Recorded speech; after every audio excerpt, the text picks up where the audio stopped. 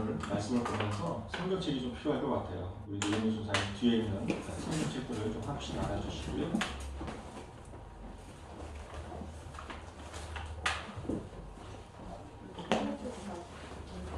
제가 새해 1월 1일 쉬는 날이죠. 온 가족이, 저희 가족이 이제 모여서 식사를 하는 시간이었습니다. 아침 식사를 하고 먹는데 저희 집사람이 옆에서 식사를 하다가 우리 자녀들에게 덕담을 해주라고 하더라고요. 그래서 제가 어떤 덕담을 해줘야 되나라고 이제 밥을 먹다가 제가 저희 자녀들에게 물어봤어요. 얘네들은 지금 제일 걱정이 되는 게 뭐니? 그랬더니 저희 집이 2월 15일에 이사를 가잖아요. 2월 15일에 이사를 가는데 우리 자녀들이 이사하기 싫다는 거예요.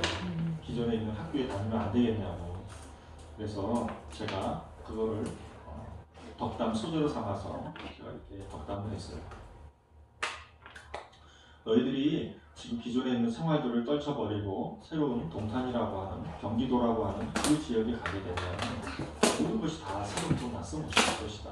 너희들 그것이 불편해서 이사를 안 가고 너희들은 그것이 불편하다고 현재 안주하려고 하지만 그것은 잘못된 마음가짐이고 잘못된 생각이다 라고 제가 얘기를 했어요. 그러면서 제가 덕담을 한 것이 무엇이냐면 이제 너희들은 선교사적인 마음을 가지고 있어야 된다 라고 제가 얘기를 했습니다.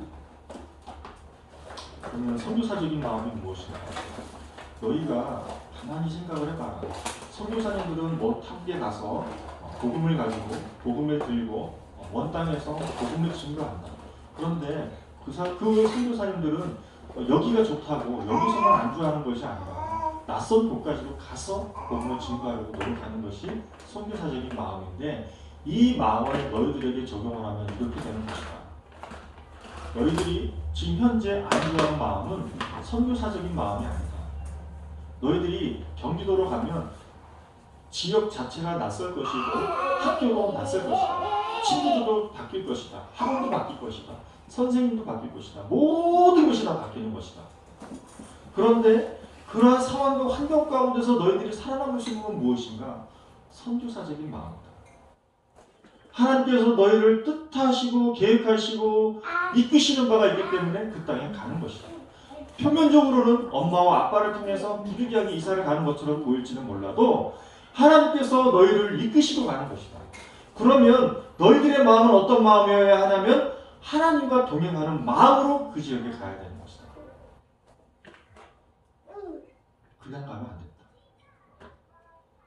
하나님 저 가기 싫어요. 저 낯선 곳에 환경을 정하는 게 싫어요. 무섭고 두려워요. 떨려요. 그러고서 안 가면은 너희들에게 있어서는 더 큰 또 다른 일이 또 생길지 모른다.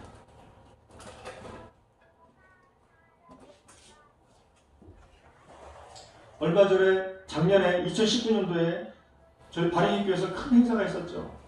비록 사람은 없었지만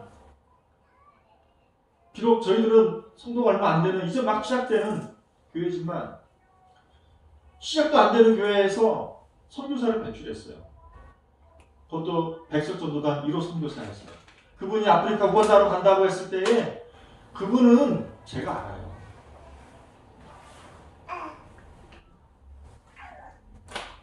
그분이 여기에서의 생활을 접고 우간다로 간다는 것이 어떤 것인가? 너희들이 그때 백석전도단 1호 선교사 파송했던 그 선교사님의 그 당시의 마음을 이해해야 된다. 너희들도 그와 다를 바가 없다. 이제 여기서의 상황을 다 정리해라. 그리고 우리는 경기도로 갈 것이다. 경기도와 한탄이라는 지역에 갈 것이다. 덕담이 너무 무겁고 힘들었어요. 그래서 우리 아이들이 말을 못했어요. 밥 먹다가 밥도 먹는 분 마는 분 하고 다 끝났어요.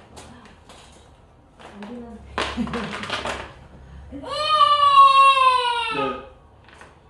어른한테 얘기해도 들을까 말까인데 아이들한테 제가 이렇게 얘기를 했어요. 그때 우리 아이들이 들었을까요? 안 들었을까요? 들었죠. 들었죠. 감사하게도 잘 들었어요. 그러면서 제가 강도했어요. 하나님, 저 낯선 곳에 가는 거 너무 두려워요. 하나님, 저 새로운 곳에 가는 거 너무 무서워요. 무섭고 두려운데 그래도 기도할 수 있는 방법을 알려주셔서 감사해요. 기도하고 한번 가로로 펼게요. 발길 잘 떨어지지 않는데 그래도 한번 시도해 볼게요. 제가 그 기도를 가르쳐 줬어요. 그리고 그 다음날 제가 자녀를 불렀어요. 지금 마음은 어떠니? 뭐라고 했을까요? 우리 자녀들이 아빠 이사의 마음이 그 기도를 알고 배운 뒤로부터 마음이 편안해졌어요.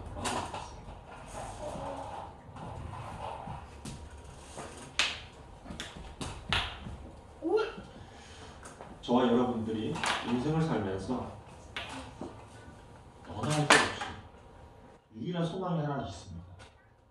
그것은 집 한 채 사고 집 한 채 잘 좋은 집을 사서, 좋은 집이라는 게 어떤 의미예요? 우리에게 적합한 집을 사가지고 그곳에서 그 지역에서 그냥 평안하게 사는 거예요. 이사를 가기 싫어요. 이사를 많이 간 사람은 이사 가는 것도 싫어요. 특히 저가 그래요. 이사를 너무 많이 다녀서 이사 가는 거 싫은데 어떻게 옛날에 이사 다녔던 것보다 똑같이 더 이사를 많이 다니는 것 같아요. 그런데도 이사를 자꾸 다니고 있는데 근데 많은 사람들이 그렇지가 않아요. 그럼에도 불구하고 저와 여러분 또 하나님을 아는, 하나님을 믿는 성도들은 어떠한 삶을 살아가야 되는가? 우리는 나그네잖아요.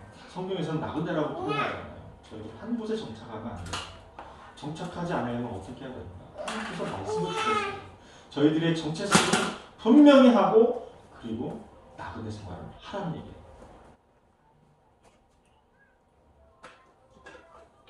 제 얘기 아니에요. 그래서 요한복음 말씀에 나와 있어요. 요한복음 1장 29절에서 42절 말씀을 함께 보도록 하겠습니다.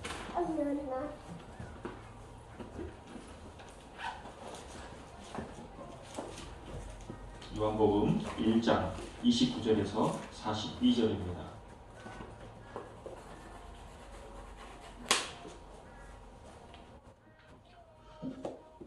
다 찾으신 줄 알고 우리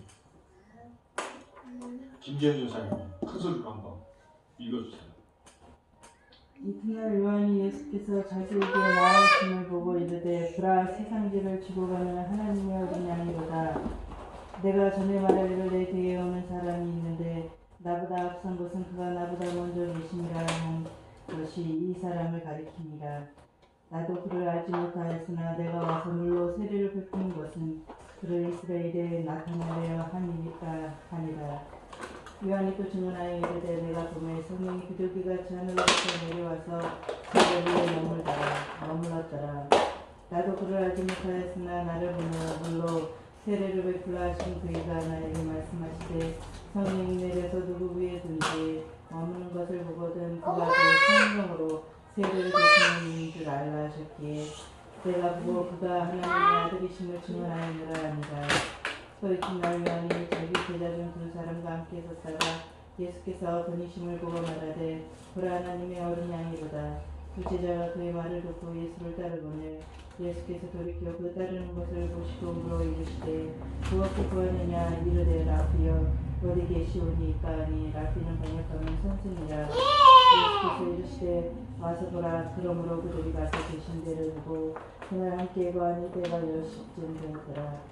요한의 말을 듣고 예수를 따르는 두 사람 중에 하나는 시몬 베드로의 형제 안드레라. 그가 먼저 자기의 형제 시몬을 찾아 말하되 우리가 메시아를 만났다 하고 메시아는 번역하면 그리스도라. 데리고 예수께로 오니 예수께서 보시고 이르시되 내가 요한의 아들 시몬이니 장차 개발하리라 하시니라. 개발은 번역하면 베드로라. 그렇습니다. 요한은 하나님을 만났어요. 요한은 하나님을 만나고 요한은 하나님께 예수님께 세례를 베풀었어요. 그러면서 세례 요한이 메시아를 보고 한 말이 뭐예요? 보라 세상 죄를 지고 가는 하나님의 어린 양이로다 라고 말하고 있습니다. 그리고 나서 요한은 32절부터 34절까지의 말씀을 통해서 뭐라고 말합니까? 32절, 34절 이렇게 되어 있죠. 성령이 비둘기같이 하늘로부터 내려와서 그의 위에 머물렀다는 것과 34절 말씀을 보면 내가 보고 그가 하나님의 아들이심을 어떻게 했다고요? 증언하였노라 하니라 고 말씀하시고 있습니다. 정리하면 요한은 크게 세 가지로 예수님을 만난 것을 증언하고 있어요. 첫째, 세례를 받기 위해 오시는 메시아를 보고 세상 죄를 지고 가는 하나님의 어린 양이라고 봤어요. 둘째, 세례 요한은 자신이 예수님을 물로 세례를 베푸는 이유에 대해서 메시아를 이스라엘에 나타내려 함이라고 증거하고 있어요. 이를 통해서 세례 요한은 가만히 있을 수가 없어서 어떻게 했느냐? 요한은 메시아가 하나님의 아들이심을 어떻게 했다고요? 증언하였다고 말하고 있어요. 요한의 체험, 요한의 만난 하나님을 거기서 그치는 것이 아니라 그것을 통해서 어떻게 했다고요? 증언했다. 그럼 여기서 끝나는 것입니까? 35절에서 끝납니까? 그렇지가 않습니다. 35절 이후에 첫 제자들이 나오게 됩니다. 또 요한의 제자 중 두 사람과 함께 있었던 사람이 누구예요? 안드레. 안드레가 예수께서 거니심을 보고 뭐라고 얘기해요? 하나님의 어린 양. 하나님의 어린 양을 본 사람들이 어떻게 했어요? 예수님을 따르고 예수님을 만난 날 함께 어떻게 했어요? 거했어요. 그리고 나서 안드레는 자기 형제 시몬 베드로에게 가서 어떻게 합니까? 증언해요. 증언해서 어떻게 됩니까? 시몬 베드로를 예수님께로 데려오게 됩니다.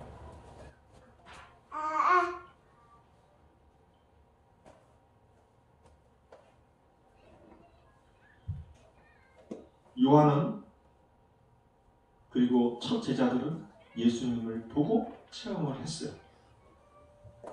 그들은 공통적으로 예수님을 바라봤을 때에 하나님의 어린 양으로 똑같이 보고 체험을 했어요. 거기서 끝났나요? 그렇지가 않아요. 끝난 것이 아니라 그들은 그 체험을, 그 만남을 어떻게 증언해요.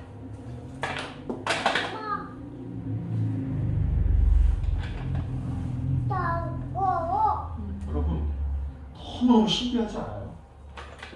어떻게 예수님을 세례 준 사람 요한만 체험하고 증언하면 그냥 그러려니 하겠는데 예수님을 모르는 사람도 예수님을 만났을 때 예수님이 거리는 것을 봤을 때에 그 첫 제자들이 그 중에 안드레가 있었던 그 가운데서 예수님을 보고 증언하고 체험했는데 똑같은 얘기 하나님의 어린 양이라고 하면서 이들은 어떻게 해요?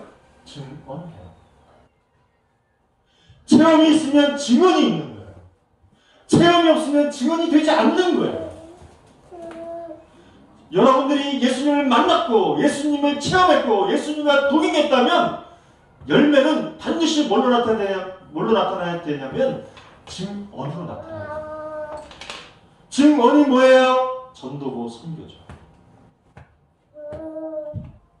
여러분들이 또 제가 뭔가 정체성에서 뭔가 헷갈리고 뭔가 가는 길이 보이지 않고 뭔가 미래가 보이지 않고 뭔가 내 상황과 환경 가운데 불안하고 두렵고 겁이 있다면 그것은 정체성을 상실한 거예요.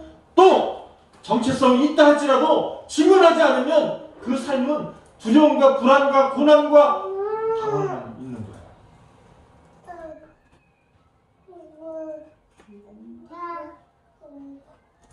저는 오늘 말씀을 통해서 제가 만난 그 하나님을 나누고 싶어요.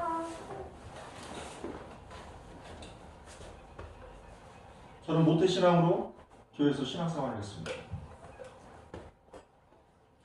교회에서 뭐예요? 예배를 드려요. 예배를 드리는데 하나님과 동행하지를 않았어요. 신기하죠? 그걸 뭐라고 그래요? 교회 생활.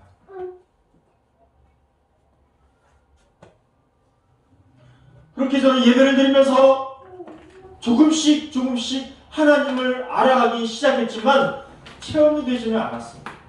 체험이 되지 않는 가운데서 언제 하나님을 만나는 체험이 있었냐면 청소년기 때. 중학교 때 하나님을 만나게 됩니다. 무슨 일로 만나게 되는가? 하나님께서 제게 불치병을 주셨어요. 병원에서 낫지도 않는데요. 또 낫지도 않는 병이 기적적으로 제가 부흥집회 때 정말 하나님께 간절히 나아가니까 하나님께서 저를 불쌍히 여기시고 낫게 해주셨어요. 그 불치병이 나았어요. 하나님을 체험했어요. 그러나 저는 여전히 하나님과 동행하고 있다, 동행하고 있지 않다? 동행하는 법을 몰랐어요.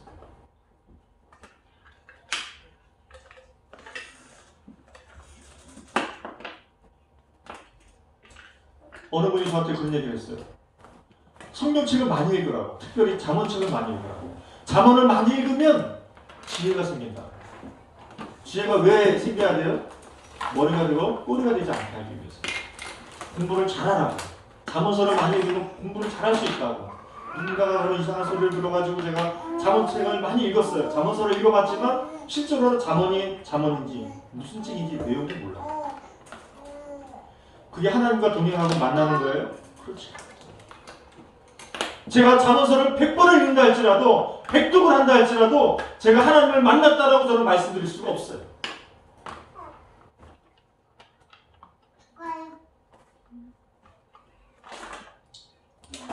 그렇게 이해도 되지 않는 성경책을 읽다가 제가 청년기에 오게 되면서 하나님을 만나게 됩니다. 제가 하나님을 만나게 됐는데 인격적으로 만나게 됐어요. 그 인격적으로 만나는 무엇으로 시작이 되었는가? 선교를 하면서 알게 됐어요. 국내외 선교를 다니게 되면서 제가 하나님을 만나게 되었어요. 특별히 제게 있어서 가장 기억에 남는 제 인생의 터닝 포인트가 되는 제 인생 선교는 무엇인가? 인생 국내 선교는 욕지도라는 곳이에요. 제가 말씀을 드렸죠. 욕지도에 갔더니 그곳에서 70이 넘으신 그 집사님이 나이가 많은 집사님 대표기도 하는데 대표기도 그 앞자리에서 젊은 목사가 나와서 대표기도라고 했을 때 그냥 아무 말도 안 하고 순종하고 나와서 기도하는데 그 자리에서 눈물을 뚝뚝뚝뚝 흘리면서 기도하는데 그게 제 인생에 있어서 가장 큰 충격이 있었던 선교였어요.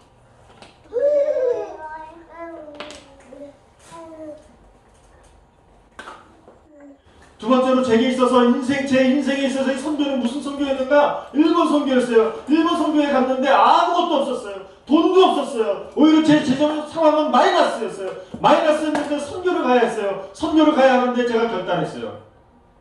빚내서 가리라. 여러분들이 빚내서 가라는 얘기는 아닙니다. 그러나 빚내서 갔더니 제가 어떻게 결단할게요? 하나님, 제가 가겠습니다. 빚내서 가지만 빚내서 가는 그 결과를 제가 책임질 수는 없지만 책임지도록 내가 한번 노력해 보겠습니다. 그리고 갔어요. 너무 힘들었어요. 일본은 두 가지가 사람을 힘들게 하잖아요. 높은 습도와 높은 온도. 그것 때문에 너무 고생을 했어요.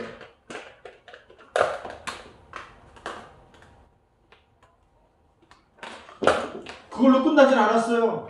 빚내서 갔다 온 선교헌금이 그 결과가 빚으로 남아있어가지고 그게 갚아지질 않는 거예요. 정말 고생했어요.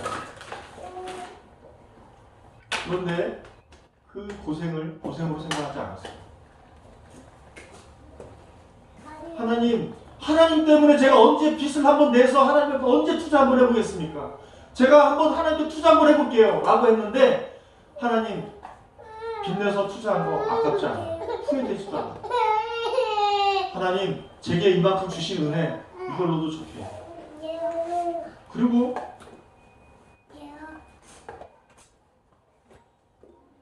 하나님과 끊임없이 동행하려고 노력을 했어요.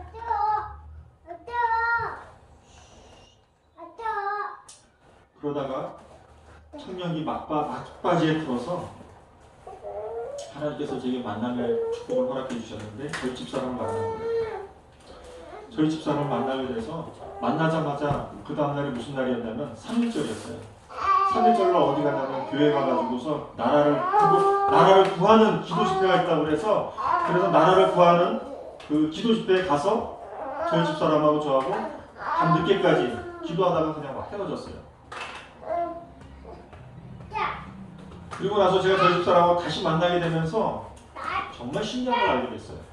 그게 뭐였냐면 저희 집사람의 휴대폰하고 제 휴대폰하고 Without God life makes no sense 라고 하는 영어의 이 한 문장이 제 휴대폰에 있는 문장하고 저만 하나 틀리냐고 똑같이 있는 거예요. 그래서 저희 집사람이 충격을 받은 거예요. 그래서 저도 충격받았죠. 왜 그러냐면 한글도 아니고 영어잖아요. 영어인데 토시 하나 틀리잖아요. 거기다 저희 집사람이 놀라니까 제가 더 놀란 거예요. 저는 그냥 그러려냐고 생각하고 있었는데.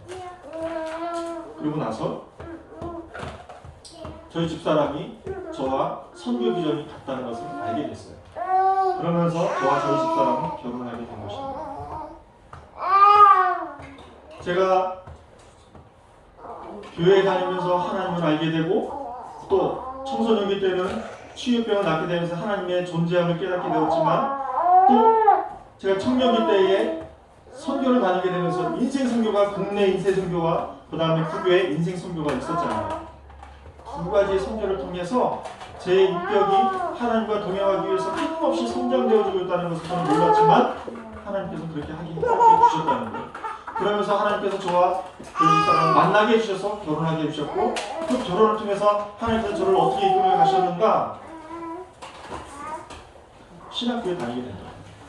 신학교에 다니게 되면서 하나님을 알고 하나님을 배우고 하나님을 아는 지식으로 채워지면 채워질수록 제 자신이 뭘 느꼈느냐? 공허함을 느끼는 거예요. 하나님을 아는 것은 있고 하나님을 체험한 것도 있지만 뭐가 없는 거예요? 증언이 없는 거예요. 하나님 이거 도대체 어떻게 해결해야 됩니까? 하나님 도대체 이거 교회만 열심히 다니면 되는 것입니까? 그렇지 않은 거예요. 제가 교회를 안 다녔습니까? 교회 다녔어요. 말씀 안 받겠어요? 그때는 제가 로마서만 집중적으로 팠을 때였어요. 로마서만 엄청나게 많이 팠을 때인데 그럼에도 불구하고 하나님 더욱더 가까이 나아가려고 노력했다는 것이죠. 그런데도 불구하고 하나님께서는 저를 어떻게 구원하셨는가, 어떻게 인도하셨는가. 백석전도단을 통해서 제가 전도를 하게 된 것입니다.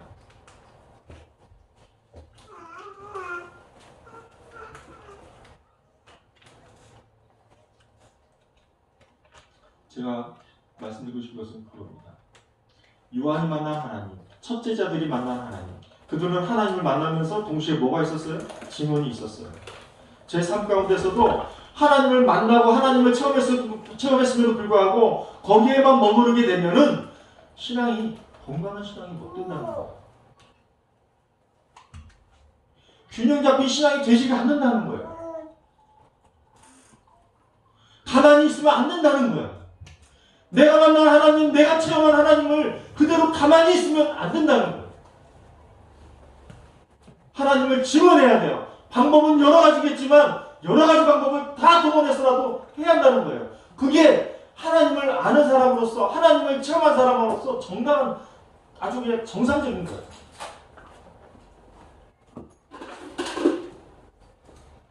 그리고 나서 저는 하나님을 어떻게 24시간을 만나고 있는가? 하나님을 아는 것도 괜찮아요. 하나님을 아는 지식도 괜찮아요. 그러나 우리의 심령 가운데, 우리의 마음판 가운데, 우리의 양심 가운데 하나님의 말씀이 새겨져야 한다는 것입니다. 하나님의 말씀이 새겨지는 체험이 있지 않으면 안 된다는 거예요. 하나님의 말씀이 우리 양심 가운데 새겨지고 양심 가운데 새겨진 그곳 가운데에 성령이 임했을 때에 저희들의 양심 성전이 저희들의 인격 성전이 올바로 작동하는 것입니다. 올바로 작동을 하게 되면 저희들은 가만히 있을 수가 없어요. 주의 도를 증거하게 되어 있는 거예요. 하나님의 복음을 증언하게 되어 있는 거예요. 우리의 양심이 가만히 있게 놔두질 않는 거예요.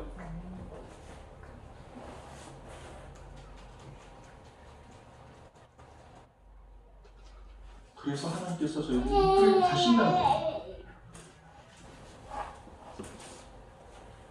오늘 말씀 오직 성령이 너에게 임하시면 너희가 권능을 받고 예루살렘과 온 유대와 사마리아 땅끝까지로 내 증인이 된다고 했어요. 성령이 너에게 오시면 성령이 너에게 오시면 너에게 오시는 게 뭐예요? 다른 원문을 보면은 어떻게 되냐면 성령이 내리시면이라고 되어 있어요. 성령이 우리 가운데 임하게 되면 어디로 임해야 됩니까? 양심 가운데 임해야 되고 마음 가운데 임해야 되는 것입니다. 그러면 그게 뭐예요? 이 시대에 하나님을 체험하는 거 아니에요. 하나님을 체험하게 되면 오늘 말씀에 나와 있잖아요. 권능을 받고 권능이 뭐예요? 힘을 받아서 그 하나님께 주신 힘 가지고 어떻게 하는 거예요? 증언하는 거잖아요.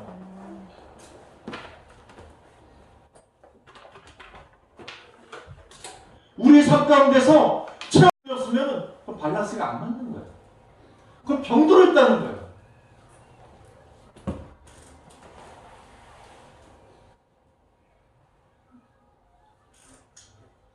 제가 서두에 이상주 목사님에 대해서 간략하게 말씀을 드렸어요.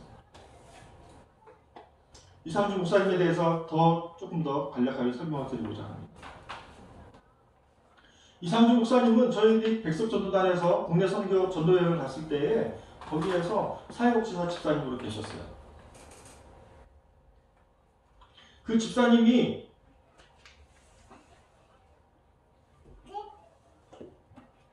저희 전도 가서 섬기는 모습을 보고 도대체 저들이 만나는 하나님은 어떤 하나님인가를 궁금해하셨어요.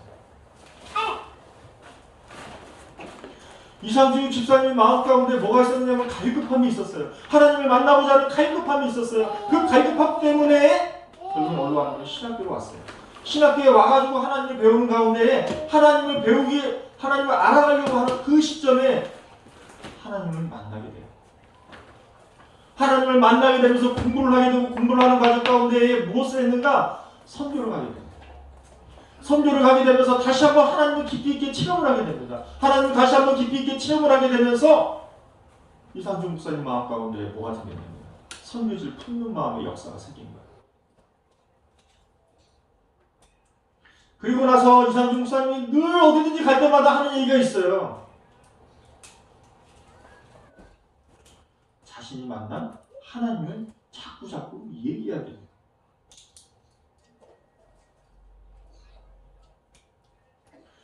자꾸 하나님을 만나게 되니까 하나님을 만나니까 가만히 있을 수 없고 가만히 있을 수 없으니까 자기 비전이 무엇인가를 따져봤을 때 선교였고 그 선교지를 아는 지인들하고 같이 한두 번 다니다가 결국에는 어디를 품게 되느냐? 아프리카 우간다를 품게 됐어요. 그곳에서 하나님의 역사와 이적도 체험했어요. 그러면서 결국에는 저희들이 파송 예배를 드리면서 아프리카 우간다로 가셨어요. 이상주 목사님이 체험한 그 하나님 어디로 가신 거예요? 아프리카 우간다로 가신 거죠.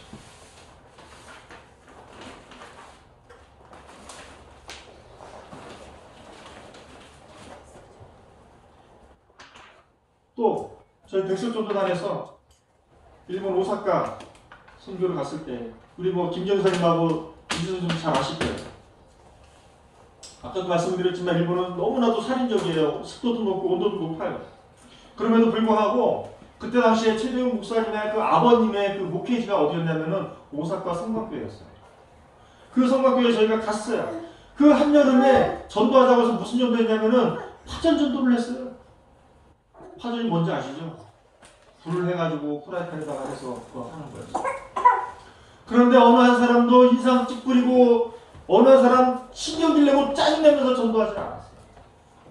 그냥 너무너무 기뻐가지고 찬양하고 웃으면서 전도했어요. 그 모습을 본 오사카 그 일본 사람이 저희들을 보고 그 다음날 주일날 교회에 찾아왔어요.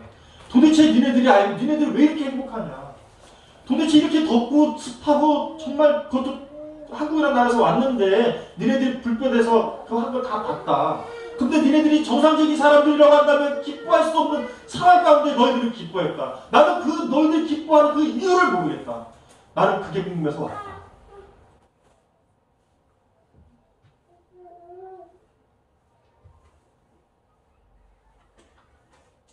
하나님을 알면 증거하게 돼요.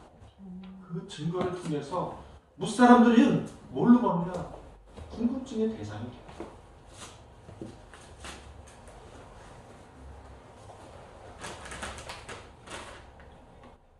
사랑하는 동물자 여러분들에게 권면하고 싶습니다. 정체성이 회복이 돼야 합니다. 정체성은 우리가 만남이 회복이 돼야 돼요. 만남이 기억나야 돼요. 기억이 안 되면 머리로 기억하는 거 말고 내 양심이 기억을 해야 돼요. 하나님께서 내 마음 가운데 내 심령 가운데 새겨준 그 말씀을 통해서 만난 그 하나님이 다시 한번 우리의 모든 것을 다 이끌고 가야 되는 거예요. 그게 정체성.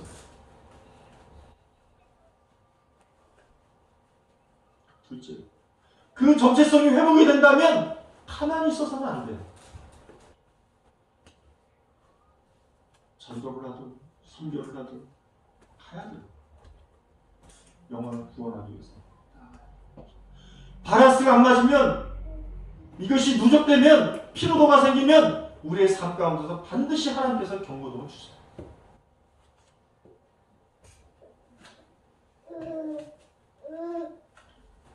사랑하는 우리 동역자들, 저 역시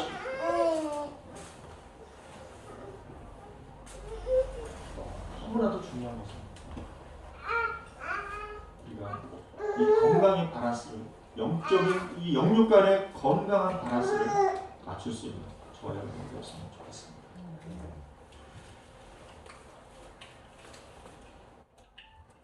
하나님께서 오늘 말씀을 묵상하는 가운데서 마태복음 12장 30절 말씀을 제 마음 가운데 주셨어요. 저 이 말씀을 보면서 눈물이 났어요.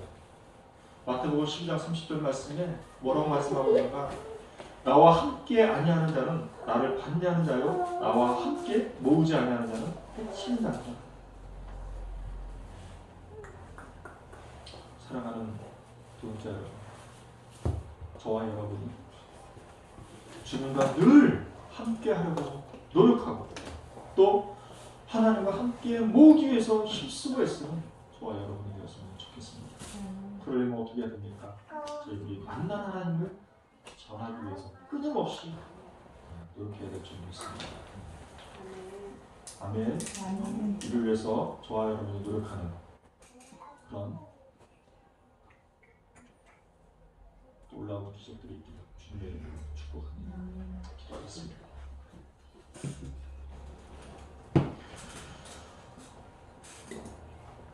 하나님, 저희들의 인생을 살아가면서 저희들 마음 가운데 하나님을 기억해내지 못하게 하는 크고 작은 걱정, 의심, 염려, 문제거리가 있음을 고백합니다. 그럼에도 불구하고 성령 하나님의 도우심으로 하나님을 만난 그 치료의 역사가 하나님 저희들의 마음 가운데 걱정, 의심, 염려, 또 상처 이런 것들을 극복하고 뛰어넘는 그런 기억을 통해서 하나님을 증거하는 이 귀한 자를 낼 수 있도록 축복하여 주시옵소서. 감사드리며 살아계신 예수 그리스도의 이름으로 기도드렸습니다.